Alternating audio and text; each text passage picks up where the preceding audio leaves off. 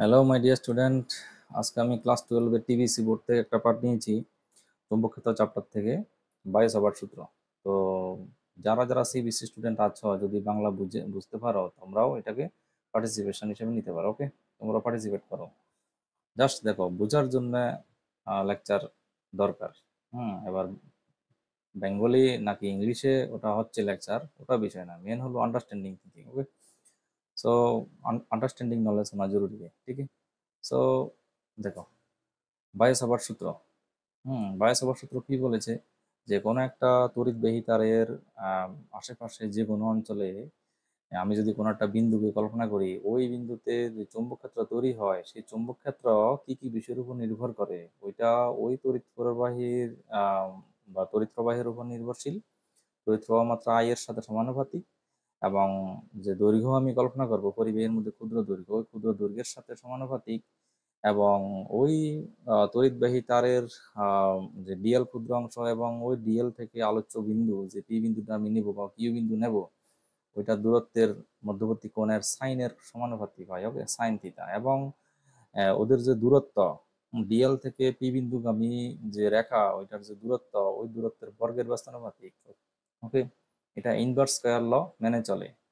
So এখন চলো আমরা স্টার্ট করি। তো কি বলেছে অ্যাকচুয়ালি, যে কোনো পরিবাহী তার যেটার মধ্যে দিয়ে আধান চলাচল করছে, তার আশেপাশে বা পারিপার্শ্বস্থ যে কোনো অঞ্চলেই যদি তুমি একটা সূর্যচুম্বক বা চুম্বক ক্ষেত্র বা সূর্যচুম্বককে যদি রাখো, ওই সূর্যচুম্বকের যে উত্তর মেরু, ওইটা ডিফ্লেকশন দেখা দেয়, বিক্ষেপণ দেখা দেয়। এর থেকে প্রমাণ হয় যে যে কোনো তড়িৎবাহী তার তার আশেপাশে যে কোনো অঞ্চলে চুম্বক ক্ষেত্র তৈরি করে।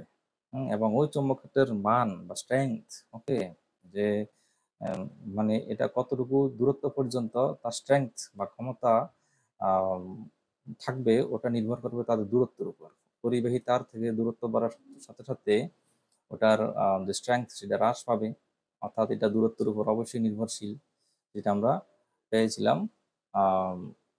ওরস্টেটের সূত্র থেকে। ওকে, ওরস্টেট, বিজ্ঞানী ওরস্টেট সর্বপ্রথম এটা পর্যবেক্ষণ করেন যে যে কোনো তড়িৎবাহী তার তার পারিপার্শ্বস্থ অঞ্চলে চুম্বক ক্ষেত্র সঞ্চার করতে পারে। ওকে, সো চলো আমরা বায়োসাভার্ট সূত্র নিয়ে আজকে আলোচনা করি। তো প্রথমে একটা তড়িৎবাহী তার নিই। সাপোজ এটা হলো একটা তড়িৎবাহী তার, এটার মধ্যে দিয়ে তড়িৎ প্রবাহ চলছে আই। এই আই যে তড়িৎবাহী তারটা আছে, যেটার মধ্যে আই প্রবাহ চলছে, এখানে একটা ক্ষুদ্র অংশ আমি কল্পনা করলাম ডিএল। ওকে, এই ডিএল এর দেখো, এটা ভেক্টর নিয়েছি কেন, এখানের মধ্যে দিয়ে যে স্পর্শকটা নিই আমি এই ক্ষুদ্র অংশের মধ্যে, সেই স্পর্শকটা ডিএল ভেক্টরকে ভেক্টর অভিমুখে সূচিত করে। ডিএল থেকে ডিএল ক্ষুদ্র অংশ থেকে পি বিন্দুতে, মনে করি পি বিন্দুতে চুম্বক ক্ষেত্র নির্ণয় করতে হবে। ওকে, ডিএল থেকে পি বিন্দুর দূরত্ব আর, এটাও ভেক্টর, দূরক ভেক্টর নেওয়া হয়।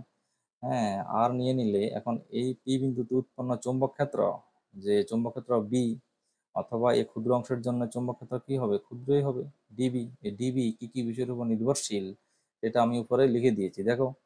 হ্যাঁ, তড়িৎ প্রবাহ বা বিদ্যুৎ প্রবাহের সাথে সমানুপাতিক হবে, দৈর্ঘ্যের সাথে সমানুপাতিক হবে, সাইন থিটার সাথে সমানুপাতিক হবে, এবং মধ্যবর্তী যে দূরত্ব ডিএল থেকে পি বিন্দুর যে দূরত্ব আর, ওকে, আর এর সাথে বর্গের ব্যস্তানুপাতিক হবে। ওকে, তো চলো, বায়োসাভার্ট সূত্র অনুসারে আমরা কি করতে পারি। হ্যাঁ, বায়োসাভার্ট সূত্র অনুসারে ওটা যদি বিবৃতি আমরা নেই, বিবৃতি। ওকে, কি বিবৃতি? ওকে, বিবৃতি। সো ডিপেন্ডেন্সি কি কি আছে বা নির্ভরশীলতা, দেখো প্রথম আমরা নিতে পারি আম, যে যে চুম্বক ক্ষেত্র তৈরি হবে সেই চুম্বক ক্ষেত্র ডিবি, হ্যাঁ, সমানুপাতিক তড়িৎ প্রবাহ নাকি আই এর সাথে সমানুপাতিক বা প্রপোর্শনাল টু আই। আবার ডিবি সমানুপাতিক ক্ষুদ্র অংশ ডিএল। ওকে, এরপর আবার নিতে পারি 3 নম্বর পয়েন্ট থেকে নিতে পারি যে ডিবি আবার সমানুপাতিক কি বলেছি, মধ্যবর্তী সাইন থিটা এর সমানুপাতিক। আবার 4 নম্বর পয়েন্ট কি আসবে, ডিবি সমানুপাতিক 1/r², মানে এই যে ডিএল, ডিএল ক্ষুদ্র অংশ থেকে পি বিন্দুগামী যে দূরত্ব, এটার বর্গের ব্যস্তানুপাতিক। এটা ইনভার্স স্কয়ার ল মেনে চলে। ওকে, তো এখন আচ্ছা, নেক্সট পেজে চলে যাই। এই ডিপেন্ডেন্সি গুলিকে 1 নং, 2 নং, 3 নং এবং 4 নং এই যে ডিপেন্ডেন্সি বা নির্ভরশীলতাকে একসাথে যদি তুলনা করি, হ্যাঁ, আমরা কি পাই? ওকে, কম্পেয়ার করো বা তুলনা করে পাই। ওকে, তুলনা করিয়া পাই, কি পাই, dB proportional to I dl sine theta divided by r square, নাকি? অথবা implies that dB is equal to, দেখো সমানুপাতিক বা প্রপোর্শনাল চিহ্ন উঠালে একটা ধ্রুবক সংখ্যা আসে, সেই ধ্রুবকটাকে কে দিই, I dl sine theta by r square. অথবা কে এর একটা মান আছে চুম্বক ক্ষেত্র, তড়িৎ ক্ষেত্রে যেমন কে এর একটা মান ছিল 1/4πε0 SI তে, তেমন ওই চুম্বক ক্ষেত্র এর মান হয় μ0/4π। ওকে, এটার ফিক্সড ভ্যালু থাকে 10⁻⁻7। ওকে, তো আই ডিএল সাইন থিটা আপন আর স্কয়ার, তো এটাই হলো তোমাদের বয়েস-ওভার সূত্র। ওকে, বিজ্ঞানী বয়েস-ওভারের সূত্র। এখান থেকে আমরা চুম্বক ক্ষেত্রের মান এবং অভিমুখ দুটোই নির্ণয় করতে পারি। এবার অভিমুখ কিভাবে নির্ণয় করব? ওই যে ডানহস্ত নিয়ম প্রয়োগ করে অভিমুখ নির্ণয় করা যায়। তো এখন এটা যদি ভেক্টর ফর্ম লিখি, ভেক্টর ফর্মটা এক্সামে আসা অনেক সময় খুবই ইম্পর্টেন্ট। দেখো সবাই, ভেক্টর ফর্ম বা ভেক্টর রূপ বলে যেটাকে। ওকে, ভেক্টর ফর্ম বা ভেক্টর রূপ। Dv vector is equal to μ0/4π I dl cross r দিতে পারি এখানে। ওকে, ডিভাইডেড বাই আর কি হবে এখানে, কিউব হবে। কেন কিউব হবে দেখো দেখিয়ে দিচ্ছি। এটা কি ডিএল ক্রস আর, তো সাপোজ তোমার কাছে দুটো ভেক্টর আছে, এ ক্রস বি করছো তুমি, ঠিক আছে? এ ক্রস বি এর মান কি হবে? A B sine theta n cap হবে। এন ক্যাপ তো এটার মান 1, এটা একটা একক ভেক্টর, এটা তুমি ক্লাস 11-এ পড়ে এসেছো। তো ডিএল ক্রস আর যখন আমরা করি কি পাই, ডিএল আর পাবো নাকি, ডিএল আর সাইন থিটা পাবো নাকি, ডিএল আর সাইন থিটা। তো ডিএল আর সাইন থিটা, এখান থেকে ডিএল আর সাইন থিটা, নিচে আর কিউব, উপরে একটা আর নিচের একটা আর ক্যান্সেল করে উপরের লাইনটা আবার পেয়ে যাবে নাকি। তো এটা অ্যাকচুয়ালি ভেক্টর ফর্মে তুমি লিখতে লাগবে। তো ক্লিয়ার এভরিওয়ান, এটা হলো বয়েস-ওভার ভেক্টর ফর্ম। এখন চুম্বক ক্ষেত্র অভিমুখ, এই যে পি বিন্দু, পি বিন্দুতে চুম্বক ক্ষেত্র অভিমুখ কোন দিকে হবে? দেখো আমরা যদি ডান হস্ত নিয়ম ব্যবহার করি, এই যে আমার এটা ডান হাত, অ্যাকচুয়ালি এটা মিরর রিফ্লেকশনের জন্য আমারটা বাম হাত থাকবে, বাট এটা হলো আমার ডান হাত, এটা হলো আমার বাম হাত। ওকে, তো এইটা যদি ডান হাত হয়, কারেন্ট কে লং, দেখো কারেন্টের ডিরেকশনে যদি তুমি থামকে রাখো আর বাকি আঙ্গুলগুলিকে যদি তুমি যে বিন্দুতে বের করবে চুম্বক ক্ষেত্র, ওই বিন্দুর অভিমুখে স্থাপন করে এভাবে কার্ল করলে বটে নিলে, যেদিকে এগুলি ঢুকে যাবে আঙ্গুলগুলি, ওই দিকে হবে চুম্বক ক্ষেত্র। এখন পি বিন্দুতে চুম্বক ক্ষেত্র কোন দিকে যায়? কাগজের তলের ভেতরের দিকে। হ্যাঁ, একটা সার্বজনীন চিহ্ন আছে ভেতরের দিকে সূচিত করার জন্য, সেটা হলো ক্রস অ্যান্ড সার্কেল। তো অর্থাৎ এই যে বি বিন্দুর অভিমুখ বা চুম্বক ক্ষেত্রের অভিমুখ, ডিবির অভিমুখ পি বিন্দুতে কাগজের তলের ভেতরের দিকে হয়। সাপোজ মনে করো এখানে একটা বিন্দু নিলাম কিউ, এই কিউ বিন্দুতে চুম্বক ক্ষেত্র কোন দিকে হবে? সেম টু সেম ভাবে যদি আমি এই ডান হস্ত নিয়ম ব্যবহার করি, এইভাবে যদি আমি আহ, মনে করো আমি এই যে বৃদ্ধাঙ্গুষ্ঠটা তড়িৎ প্রবাহের দিকে রাখি, আর যে বিন্দুতে আমি কি বলেছি ডান হাতকে কিভাবে ব্যবহার করতে হবে, বৃদ্ধাঙ্গুষ্ঠের সাপেক্ষে আর বাকি ফিঙ্গারগুলিকে যে বিন্দুতে বের করবে চুম্বক ক্ষেত্র ওই বিন্দুর দিকে সজ্জিত করো। তারপরে এগুলি বটার পর বা কল করার পর যে দিকে আসবে ওই দিকটাই হবে চুম্বক ক্ষেত্রের ওই মুখ। ওকে, অর্থাৎ কিউ বিন্দুতে চুম্বক ক্ষেত্র হবে কাগজের তল থেকে বাইরের দিকে। তো বাইরের দিকটা কিভাবে সূচিত করা হয়? Dot and circle. অর্থাৎ ডট অ্যান্ড সার্কেলের মানে কি, চুম্বক ক্ষেত্র কাগজের তল থেকে বেরিয়ে আসছে। অর্থাৎ এইভাবে যদি এটা চুম্বক ক্ষেত্র হয়, এই পেনটা যদি চুম্বক ক্ষেত্র, চুম্বক ক্ষেত্র না, এটা যদি কন্ডাক্টর বা পরিবাহী হয়, তাহলে চুম্বক ক্ষেত্র এইভাবে ঘুরছে নাকি, এইভাবে তার পথ, গতিপথ আমরা দেখতে পাই নাকি। অর্থাৎ এদিকে প্রবেশ করছে আর এদিক থেকে বেরিয়ে আসছে এইভাবে। I think clear everyone. So আচ্ছা, এরপর আমরা একটা প্রয়োগ করব বয়েস-ওভার সূত্রের প্রয়োগ। দেখো, বয়েস-ওভার সূত্র প্রয়োগ করে একটি অসীম দীর্ঘের উঠেছে, এটা দৈর্ঘ্যের লিখবে, দৈর্ঘ্যের ঋজু পরিবাহী তারের জন্য চুম্বক ক্ষেত্রের মান নির্ণয় করো। তো এটাকে কিভাবে করবে? হুম, তো মনে করো একটা অসীম দৈর্ঘ্যের একটা ঋজু পরিবাহী তার নিয়েছি। অসীম দৈর্ঘ্যের, এক্স ওয়াই, ওই তারের মধ্যে একটা বিন্দু নিয়েছি, মনে করো একটা বিন্দু নিয়েছি কিউ। ওকে, কিউ, কিউ বিন্দু থেকে, অর্থাৎ এই এক্স ওয়াই তারের সাপেক্ষে লম্ব দূরত্বে পি বিন্দুতে চুম্বক ক্ষেত্র নির্ণয় করতে হবে। মনে করি লম্ব দূরত্বটা এ একক, এবং কিউ বিন্দু থেকে ও বিন্দুতে এল দৈর্ঘ্যে বা এল দূরে, অর্থাৎ কিউ থেকে এল দূরত্বে একটা ডিএল একটা ক্ষুদ্র অংশ কেটে নিয়েছি, ডিএল ক্ষুদ্র অংশ। ডিএল ক্ষুদ্র অংশের জন্য চুম্বক ক্ষেত্র নির্ণয় করতে হবে। তো ডিএল ক্ষুদ্র অংশ থেকে মনে করি পি বিন্দু দূরত্ব আর ভেক্টর, ওকে, বা আর একক, যাহা ডিএল এবং আর এর মধ্যে থিটা কোণ উৎপন্ন করে। মনে করি এই কোণটা হলো ফাই। তো এটা যেহেতু লম্ব দূরত্ব তাই এটা 90 ডিগ্রি হবে, তো নিচেরটাও 90 ডিগ্রি হবে। তো এখন ডিএল ক্ষুদ্র অংশের জন্য পি বিন্দুতে চৌম্বক ক্ষেত্রের মান কি হবে? DB is equal to mu naught upon 4 pi I dl, okay, I dl sine theta divided by দূরত্বের বর্গ। ঠিক আছে, তো এখানে সাইন থিটা এবং আর এর মানকে এইতে প্রকাশ করে নেব। ঠিক আছে, এইতে, এই যে লম্ব দূরত্ব নিয়েছি এইতে কত হবে এইভাবে সিম্পলিফাই করবো। এটা তো হলো বায়োসাভার্ট সূত্রের সাধারণ রূপ, ওকে। এটাকে আমি 1 নং সমীকরণ দিয়ে রাখি। আচ্ছা, তো দেখো এখান থেকে, হ্যাঁ, সাইন থিটা গুলো কি লিখতে পারি, ইংটা একটু চেঞ্জ করে নিই, ইট ইজ ইনভিজিবল। আচ্ছা, so sine theta is equal to আমরা লিখতে পারি, দেখো এটা একটা সমকোণী ত্রিভুজ, তো এখানে theta plus 90 degree plus phi equal to কত 180 ডিগ্রি। এটা ত্রিভুজের অ্যাঙ্গেল সাম প্রপার্টি বলতে পারে। তাহলে এখানে theta plus phi equal to কত লিখতে পারি 90 ডিগ্রি, নাকি, অর্থাৎ phi theta equal to 90 - phi. দেখো কত আসে এখান থেকে, theta plus 90 degree plus phi is equal to 180 degree. এই ট্রাইঙ্গেল থেকে, অর্থাৎ সমকোণী ত্রিভুজ কোনটা, সমকোণী ত্রিভুজ, এটাকে যদি আমরা নাম দিই ও, নাকি, ও কিউ পি থেকে পাই, ওকে, ও কিউ পি থেকে পাই, কি পাই, সবগুলো কোণের সমষ্টি ইকুয়াল টু 180 ডিগ্রি। তাহলে theta plus phi equal to 180 - 90, এটা হবে 90 ডিগ্রি। ঠিক আছে, তাহলে এখান থেকে থিটা ইকুয়াল টু কত আসে 90 - ফাই, নাকি, এটা হলো কোনটা। এখন সাইন থিটা ইকুয়াল টু কত আসবে, হ্যাঁ, দেখো সাইন থিটার জায়গায় কি লিখতে পারি 90 - ফাই, তো it is obviously sine phi. তো এখন সাইন থিটাকে, সরি সাইন থিটা বলছি, এটা কস ফাই হবে, ওকে, হবে কস ফাই, কেননা সাইন 90 ডিগ্রি মানে theta equal to cos theta হয়। ঠিক আছে, তাহলে এখানে sine theta equal to cos ফাইতে কনভার্ট করতে পারি। তো এই রুলসটা তোমরা দেখে নিও।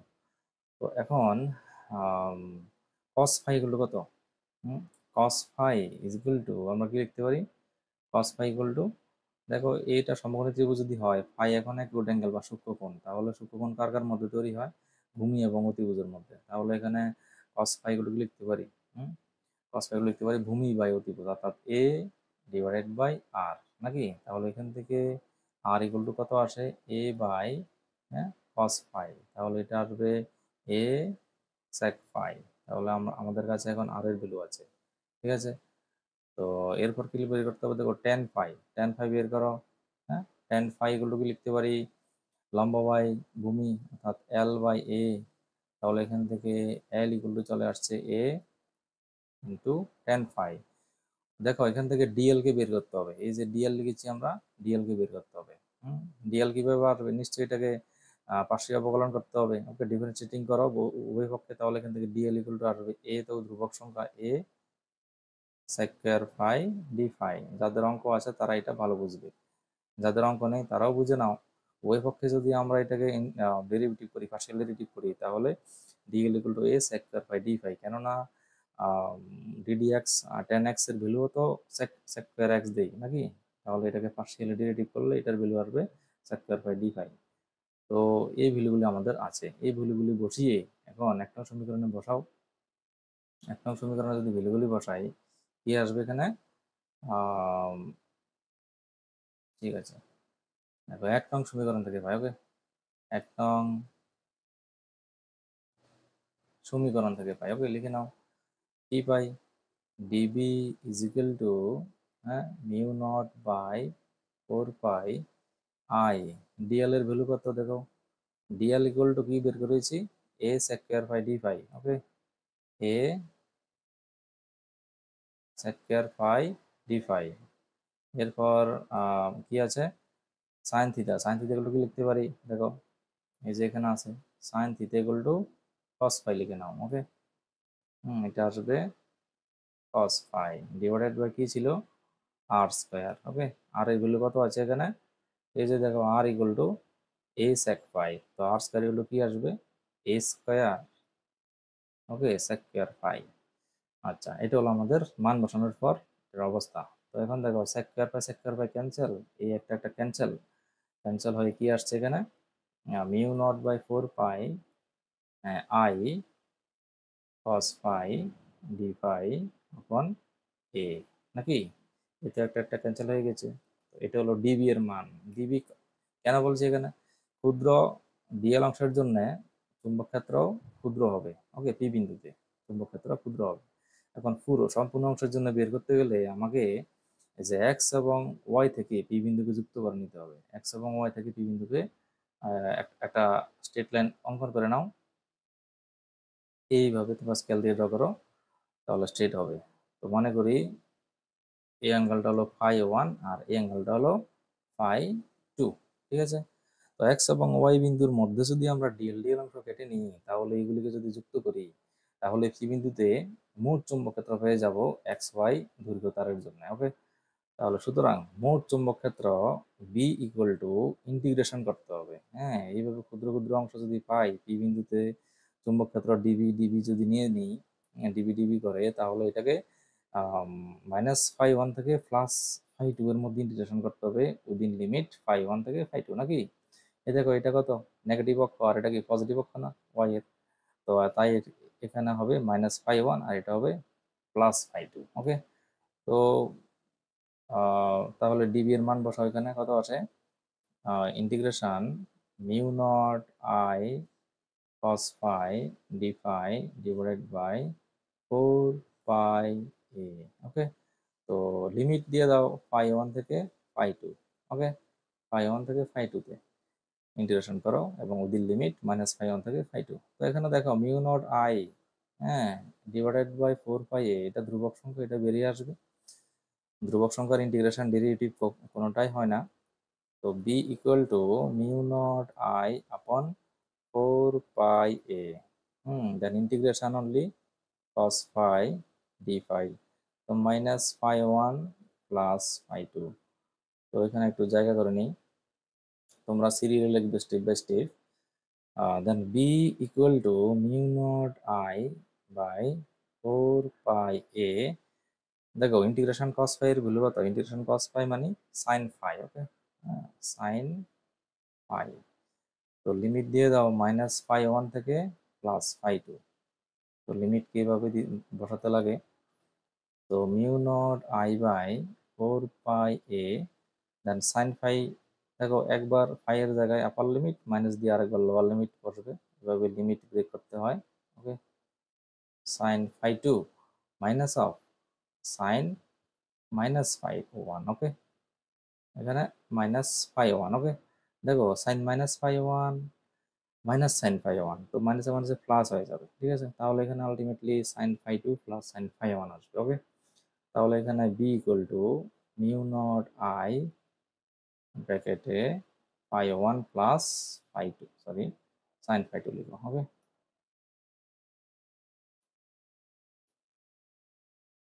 সাইন φ2। ওকে, ডিভাইডেড বাই কি আসছে এখানে? 4 পাই এ। ঠিক আছে, তো এটা হলো চৌম্বক ক্ষেত্রের মান। কোথায়?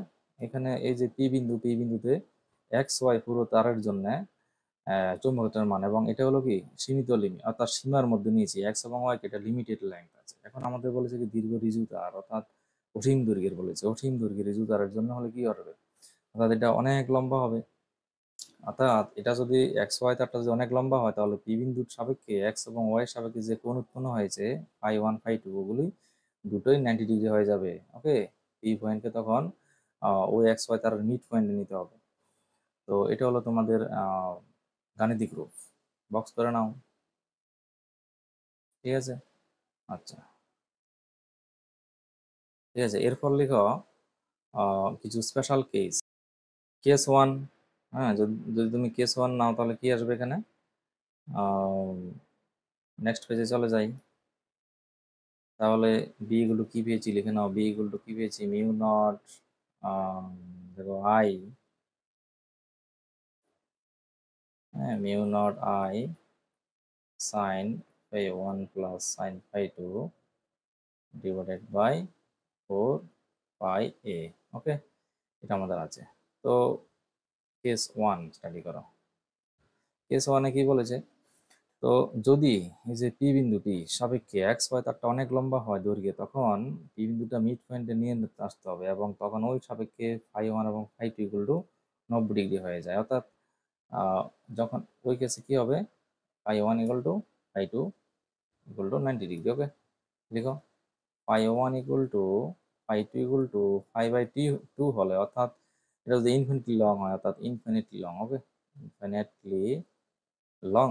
ওকে, লং অর্থাৎ অসীম দৈর্ঘ্য হলে, অসীম দৈর্ঘ্য। ওকে, তো এখন ওই কেসে বি এর ভ্যালু কত আসবে দেখো, B equal to mu not I, দেখো sine phi one plus sine phi two, অর্থাৎ পাই বাই টু কত হবে, সাইন 90 ডিগ্রির মান কত হয়, 1 নাকি, তাহলে 1 + 1 2 আসবে। তাহলে এটা mu not I into 2 divided by 4 pi a.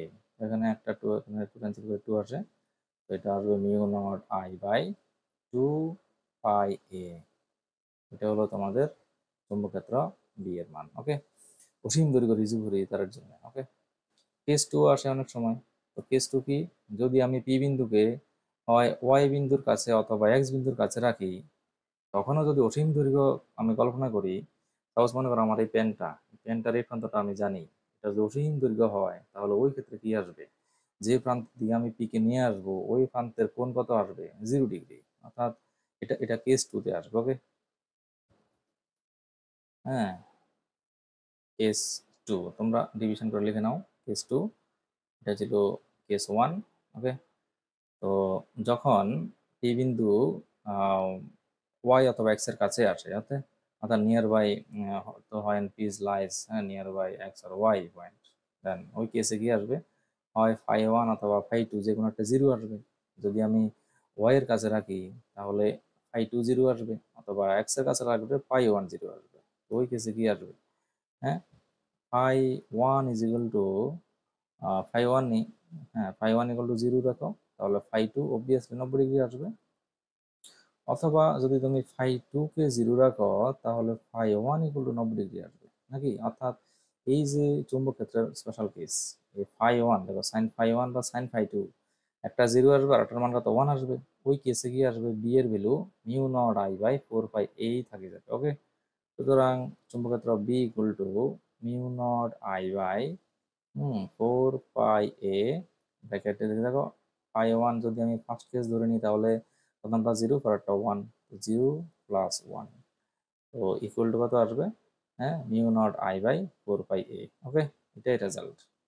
Okay, তো এটাকে একটু ইরেজ করে দিই, এটাকে একটু ইরেজ করে নিই। ওকে, এটাই তোমাদের আলটিমেট রেজাল্ট। ওকে, স্পেশাল কেসে এক্সামে যদি আসে চৌম্বকত্বের মান নির্ণয় করা শুধু, তাহলে তখন তুমি এতটুকু দিবে, ঠিক আছে। আর যদি স্পেশাল কেসের জন্য বলে অসীম দৈর্ঘ্য রিজুদারের জন্য, তখন তুমি এটা নির্ণয় করতে পারো। ওকে, আচ্ছা, অসীম দৈর্ঘ্য রিজুদারের জন্য বললে তুমি এটাকে নির্ণয় করতে পারো চিত্রটা এঁকে। হ্যাঁ, তারপরে তোমাকে এটা মুখস্থ রাখতে হবে যে অসীম দৈর্ঘ্য রিজুদারের জন্য বি এর মান এত, এবং ওই স্পেশাল কেসে এটাকে ইনক্লুড করে এতটুকু লিখে দেবে। হ্যাঁ, যদি 2 মার্কের আসে তাহলে পুরোপুরি লেখার দরকার নেই, যদি 3 অথবা 4 মার্কের আসে তাহলে পুরোপুরি লিখবে। সাপোজ তোমাকে দিয়েছে অসীম দৈর্ঘ্য রিজু পরিবে তারের জন্য চৌম্বকত্বের মান কত, তাহলে তুমি চিত্রটা এঁকে যদি এটাকে তুমি শিখতে পারো, লিখে নিতে পারো এটাকে, তারপরে এই যে কেস 1-কে স্টাডি করো, লিখে দাও, 2 মার্ক পেয়ে যাবে। ওকে, তো thank you everyone for watching my video. Thank you. Okay, এখানেই শেষ করছি।